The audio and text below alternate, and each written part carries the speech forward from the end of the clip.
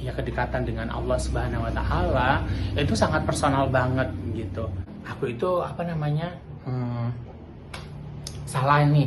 Aku sempet kepikiran gitu tahu. Ada waria, istilahnya emang dia nyamannya situasional dan kondisional.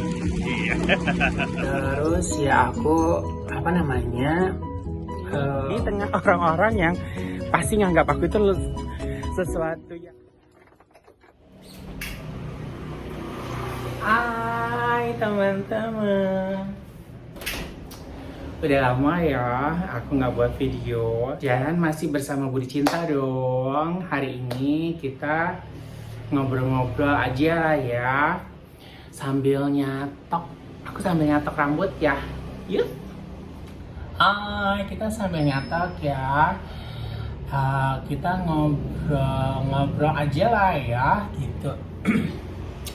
Kali ini kayaknya pengen deh ngebahas soal apa namanya, aku ngobrol soal rasa syukur, soal apa namanya, soal agama juga kali ya. Walaupun agak sensitif kali ya, nggak apa-apa lah ya ngobrolin agama kali ya, seru ya. Agama, aku seorang waria versi agama gitu kali ya. Ya inilah aku ngobrolin agama deh, nggak apa-apa ya. Tapi sambil nyatok ya. Oh ya, agama aku ini, oh ya sebelum masuk agama, ini rambut aku nih, rambut asli aku. Nah, ngomongin agama ya, agama aku Islam. Aku dilahirkan dari orang tua Islam ya, dan aku ya udah ngejalanin sebagai seorang Islam. Tapi kita ngebahas soal kapan sih, apakah agama leluhur aku adalah agama Islam? Kan aku tinggalnya di Indonesia ya, gitu. Soalnya setahu aku ya, dari proses pembelajaran, semua agama yang masuk ke Indonesia itu kan asalnya dari luar ya gitu. Tapi ya karena aku dilahirkan sama orang tua yang beragama Islam, ya aku ya harus menjadi Islam gitu. Nah, terus tahu dong, kalau Islam itu kan, kalau ngomongin soal LGBT kayaknya nggak banget gitu. Dan pokoknya kalau ngomongin agama aku nih ya, agama Islam, kalau menurut orang-orang sih udah nyalahin kodrat banget. Tapi kok kenapa aku tetap bertahan menjadi seorang waria ya? Apa aku nggak takut neraka? Kan pasti dong, orang selalu menyangkut pautkan dengan neraka. Tapi kok aku kayaknya santai-santai aja tuh, dengan usia bisa dibilang sedewasa ini, tapi bertahan menjadi seorang waria. Kenapa? Sambil nyatok aja ya guys, teman-teman ya.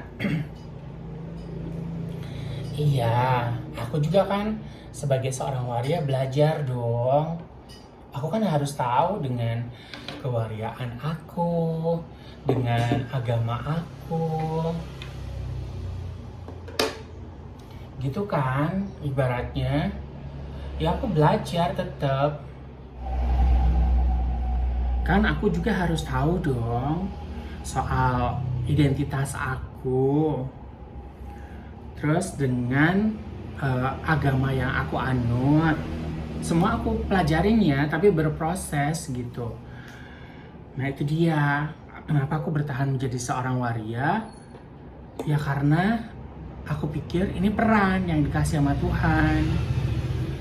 Aku ngomongin Tuhan sebagai aku berkeyakinan beragama Islam ya gitu. Nah tapi kan banyak orang dong yang bilang kalau Gak boleh gitu loh, karena kan Tuhan hanya menciptakan laki-laki dan perempuan. Tapi kalau aku pikir-pikir, hah? Masa iya sih? Tuhan kan maha segala-galanya. Masa iya hanya mampu menciptakan laki-laki dan perempuan? Enggak. Tuhan aku maha segala-galanya. Masa iya hanya mempunyai keterbatasan, kemampuan, kekuasaan menciptakan yang cuma 2 model? No. Enggak. Dengan aku belajar, aku menjadi seorang muslim, aku semakin kuat dong kemusliman aku, keislaman aku. Karena setelah belajar nih ya, ternyata emang ada tingkatan-tingkatan gitu loh. Ada tingkatan-tingkatan pemahaman soal agama. Jadi setiap orang itu memiliki pemahaman, ada levelnya, ada tingkatannya gitu. Dan kita bisa berada di tingkatan atau level tertentu kalau kita mau belajar gitu. Aku yakin kok Tuhan selalu memberi kesempatan, peluang bagi orang-orang yang mau belajar. Nah, alhamdulillahnya nih ya, aku alhamdulillah banget loh. Aku senang belajar gitu loh. Belajarnya itu belajar yang benar-benar aku harus tahu siapa aku gitu. Aku harus tahu siapa Budi Santoso yang lahir sebagai Budi Santoso, tapi Budi Santoso itu yang bagus ya. Nah, aku belajar dong. Karena aku pikir ya, orang di Nusantara ini banyak banget orang hebat-hebat, pola pikirnya memberi banyak pencerahan. Ya aku dengan doa selama ini emang sih aku berdoa ya supaya aku dapat pencerahan gitu. Emang doa itu benar-benar doa itu benar-benar harus berdoa gitu ya, gitu. Aku berdoa ya Allah semoga aku dapat ilmu yang bermanfaat gitu loh. Nah, emang berproses banget gitu. Waktu aku kecil sampai gede, aku nggak berasa apa-apa gitu loh. Aku nggak berasa aneh aja walaupun aku centil, aku perempuan, kayak perempuan banget gitu. Tapi karena emang modal dasarnya karena aku apa adanya kali ya.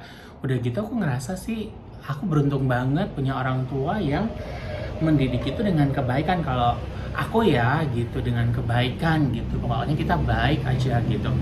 Dan aku bersyukurnya banget ini ya, aku menjadi orang yang merdeka sampai saat ini. Aku so much thank you, bersyukur banget punya orang tua yang mau menjadikan anak-anaknya menjadi orang yang merdeka. Nggak hanya aku ya, kedua abang aku juga, aku pikir mereka adalah orang-orang yang merdeka menjadi dirinya sendiri gitu loh.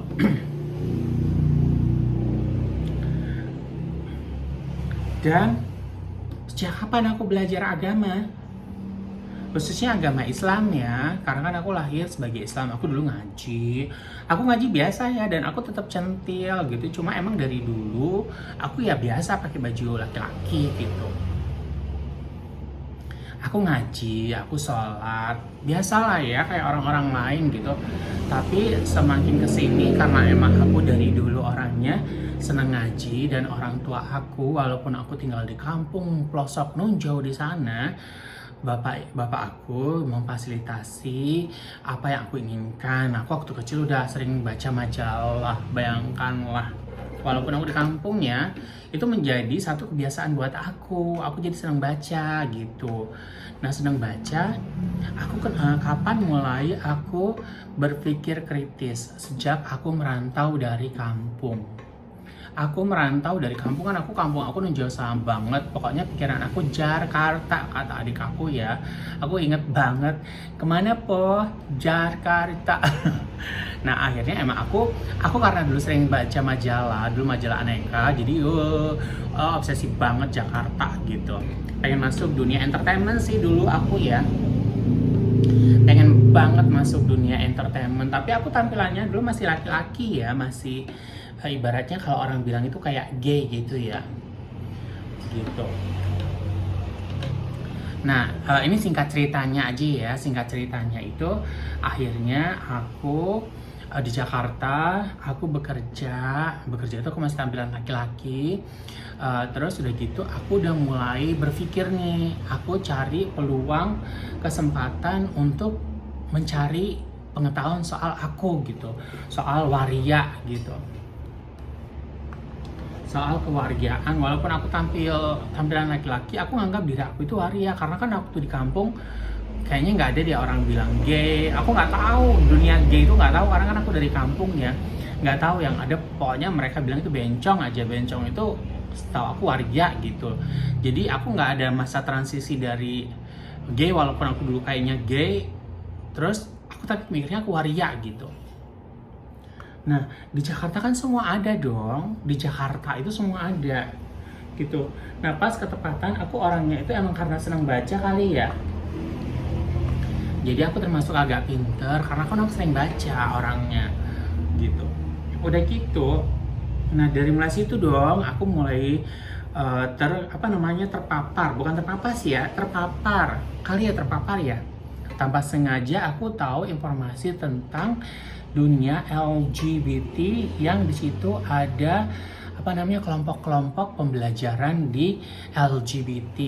Jadi aku termasuk ya, aku orang yang senang belajar, aku daftar, aku masuk ke lingkungan kelompok LGBT yang berpikiran kritis. Nah, dari mulai situ aku mulai belajar ke aktivisan gitu. Masuklah aku kelompok-kelompok gitu. Yang diawali waktu itu sih aku masuk ke kelompok soal penjangkauan isu HIV di teman-teman gay waria LSL dulu ya. Tahun udah lama banget itu ya. Nah, lanjut ya. Nah, setelah itu aku dong belajar dunia soal agama. Agama itu penting banget ya. Nah, di situ dong aku mulai gabung belajar soal pendidikan kritis. Awalnya sih LGBT dan agama gitu. Nah, di situ aku mulai banyak berpikir juga ya gitu. Ternyata ada ulama yang mengatakan bahwa nggak ada yang salah soal LGBT gitu.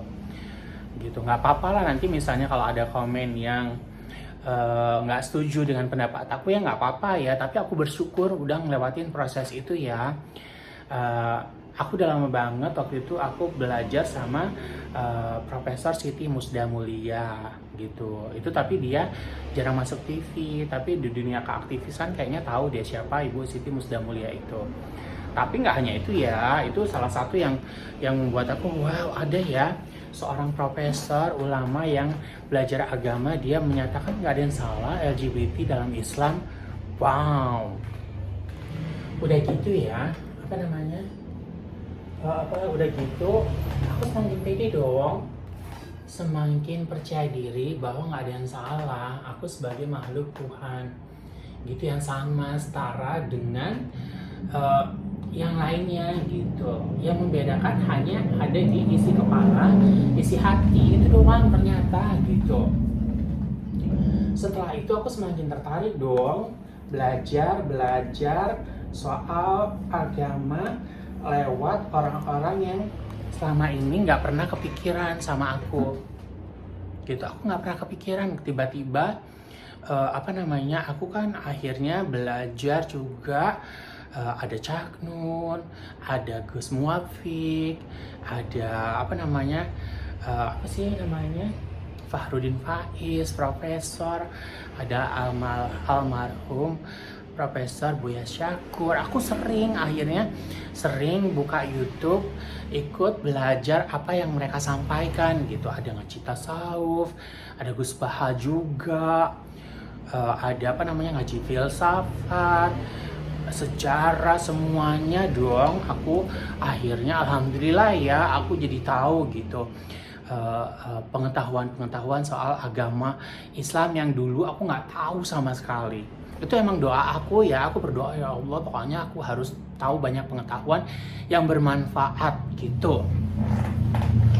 Terus iya dong udah gitu aku belajarnya emang walau lewat YouTube ya, tapi nih kalau seandainya walaupun lewat YouTube selama kita niatnya baik, kita tujuannya baik, ya ada aja dan nyangkut di sini sama di hati dan jadi mengembangkan sikap perilaku gitu. Bahkan ya maksudnya ya kedekatan dengan Allah Subhanahu wa taala itu sangat personal banget gitu. Jadi orang nggak perlu tahu deh kedekatan aku dengan Allah, ibaratnya kayak gitu ya. Nah setelah itu aku ini dong lebih lebih kritis lagi dong aku. Apa gini aku ya? Sambil gini aja ya.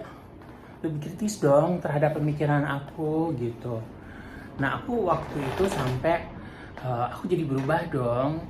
Jadi berubah berpikirnya soal agama yang aku anut gitu. Jadi aku ya udah aku ngejalanin apa yang aku terima gitu. Dan maksudnya ya aku yang paling penting isi kepala aku, sikap, perilaku, hati, ucapan itulah ya. Ya walaupun emang nggak drastis berubah, enggak gitu. Waktu aku sebelum belajar, aku kan sempat emang berpikir oh ya kayaknya aku itu kayaknya bener. Aku itu salah nih. Aku sempat kepikiran gitu bahwa aku salah. Aku akhirnya dulu sebelum belajar sama yang beliau yang aku sebutin tadi namanya, aku hampir aja terjerat dalam aliran-aliran Islam yang membahayakan aku. Serem banget. Aku masa iya sampai istilahnya dulu sebelum aku kenal beliau yang tadi aku sebutin, aku nggak mau salaman sama perempuan. Aku rajin banget sholat 5 waktu. Pokoknya bener-bener aku lebay banget deh dulu. Aku mikirnya aku tuh lebay banget. Hampir aja aku masuk ke aliran-aliran Islam yang membuat menurut aku sekarang itu bahaya gitu loh. Udah gitu ya dong, alhamdulillah semakin itu akhirnya terbuka dong doa aku, alhamdulillah Allah mengijabah gitu ya, maksudnya untuk menjalanin kehidupan aku. Jadi setelah aku tahu dari ulama-ulama yang luar biasa yang ada di Nusantara, ya buat aku sih pembukanya itu adalah Cak Nun Mbah Nun ya, itu benar-benar membuka jadi kita bisa dapat pengetahuan lewat manapun gitu. Waktu itu aku dapat kunci pembukanya, aku pikir dari Mbah Nun ya, Cak Nun itu luar biasa banget. Jadi aku jadi tahu ini. Jadi ada tahu, oh ini ngaji fikih, ini ngaji tasawuf, ini ngaji filsafat. Ngaji rasa juga ada ya, karena kan aku orang Nusantara. Aku juga harus belajar soal spiritual, karena kan aku orang Nusantara. Jadi agama itu kan agama dari luar. Nah leluhur aku kan punya keyakinan dan kepercayaan, dan aku harus tahu juga dong gitu. Nah itu benar-benar dong sampai saat ini itu adalah proses yang sangat aku syukuri gitu. Aku jadi nggak ngerasa, aku dulu waktu aku sebelum belajar itu aku ngerasa ini aliran. Nah sekarang aku udah nggak, itu semakin berkembang gitu ibaratnya. Semakin berkembang dong pengetahuan sama soal keislaman aku gitu, sampai akhirnya aku berpikirnya ternyata emang gak ada yang salah dengan kewariaan aku. Aku akhirnya bersyukur menjadi seorang waria. Bersyukur banget ya Allah. Tapi itu dia ya, lewat proses pembelajaran. Pokoknya kita jangan malas belajar gitu. Aku alhamdulillah banget ya. Ya akhirnya kita memiliki filter untuk diri kita, karena setiap filter dalam diri seseorang, setiap orang itu beda-beda gitu kan. Ada dong laki-laki, ada perempuan, ada yang berbadan gemuk, kurus, kecil, Terus tiap orang kan ada memiliki peran-peran macam-macam, ada yang maaf ya, ada yang cacat, maaf banget, aku maaf banget ya. Nah kan harus memerankan hidup seperti itu. Jadi ya setiap orang harus memiliki filter. Nah filter itu kita dapat ya karena kita belajar gitu, filter yang terbaik apa sih untuk diri kita gitu. Gitu ya teman-teman. Aku nggak apa-apa, biar aja aku anggap aja lah ini ngecapruk ya, anggap aja ini omongan-omongan yang gak jebo, tapi nggak apa-apa, aku pengen menyampaikan hal ini gitu. Terbaik teman-teman baik itu teman-teman mau nerima atau enggak, aku enggak masalah, yang penting aku harus menyampaikan ini gitu, karena kan emang YouTube itu udah media pembelajaran buat aku pribadi ya. Aduh, alhamdulillah, thank you ya YouTube ya. Nah apalagi nih buat orang-orang fanatik nih YouTube, maksudnya gini, orang nggak yang suka nih, apalagi tau nggak, soal orang-orang yang suka mengkafir-kafirkan di luar Islam, itu banyak banget dan itu bahaya banget tahu gitu, mengkafir-kafirkan. Tapi kan banyak produk yang bermanfaat, yang berguna, itu bukan dari yang menciptakan YouTube, motor, mobil, pesawat, itu bukan dari Islam, tapi Islam itu mau menggunakan gitu loh. Bahaya tahu kak kalau seandainya nggak belajar, kita tuh mengkafir-kafirkan. Apalagi kalau kita nggak belajar, udah kita masuk ke aliran-aliran yang mau bom bunuh diri, yang mengkafir-kafirkan, hatinya busuk, kiranya busuk walaupun Islam gitu. Makanya aku sebagai Islam itu kudu belajar, itu penting banget.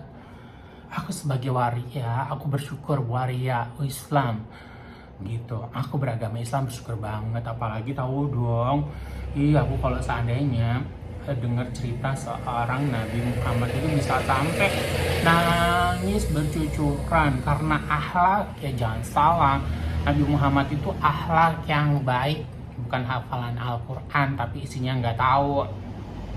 Akhlak yang baik ya. Nah gitu loh. Pokoknya kita kalau seandainya mau belajar nih ya. Ya Allah, pokoknya Allah itu selalu memberi kemudahan. Allah itu selalu memberi kemudahan. Jadi bagaimana isi kepala kita, pikiran kita, jangan pernah berpikir susah, apa-apa.